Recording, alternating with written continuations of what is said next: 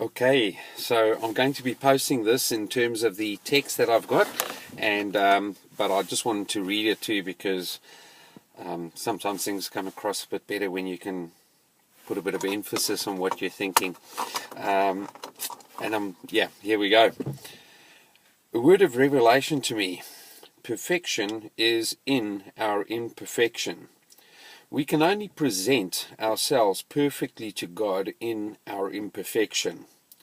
I know this sounds like a bit of an oxymoron, but please bear with me. We can try so hard to present ourselves as acceptable to people, acceptable to God, and acceptable to our notion of what a Christian should be like, that we can lose our link to God and the work that is being done in us. It's not our actions that will make a difference to our state of perfection, but our willingness to admit to our imperfection. Only when we can stand in front of our God, naked, without any pretense of worthiness, that a work can be done in us to change.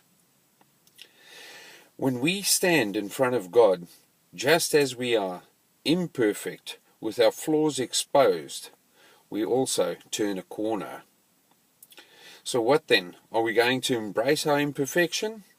No, but neither are we going to pretend to our friends, our family, and other Christians that we are good Christians.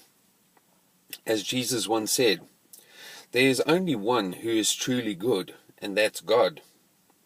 You can spend every minute, every second trying to be a better Christian, or you can spend all that time in seeking a closer walk with Him and allow Him to spark a change in you. If nothing else that I have ever said or expressed or taught to people ever sticks, if I never say anything else to people, the one thing I'd like to leave behind is the following. Take every ounce of effort you have ever, will ever, or can ever spend into not sinning or being a good Christian, and pour it into knowing Him more intimately. Pour it into knowing the Holy Spirit more intimately, and see His love act through you. This notion that we have of being better and doing better is driven by good, but it's a bit like trying to stand up against the waves and things that might be in your life and trying to stop those waves, rather than praying to God to calm the wind that will stop the waves. I hope that comes through well enough to make sense. But take all that effort that you're putting into trying to get better and put it into getting to know Him better.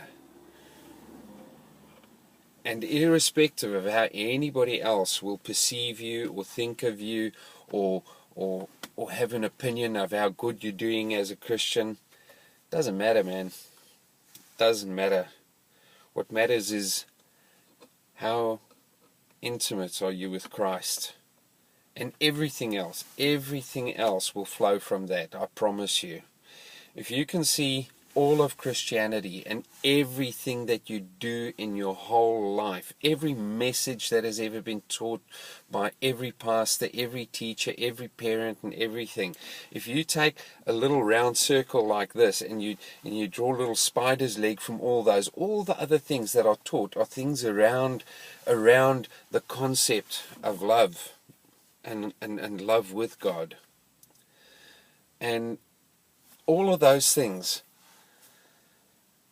they're important and they're good. You know, you hear a sermon on fasting and you think, I've got to fast more. You hear a sermon on giving to the poor and you want to give more and all those things, and none of those things are bad.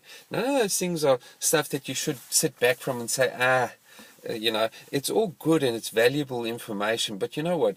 If ever any of those little things, those superfluous things over there, are not clicking, or if they're not gaining momentum or anything like that, I'll tell you what, just go back to the middle of that circle and interact with God and let God get into sync again with God and walk with Him and partner with Him. And I promise you, everything else around that circle just starts to make sense.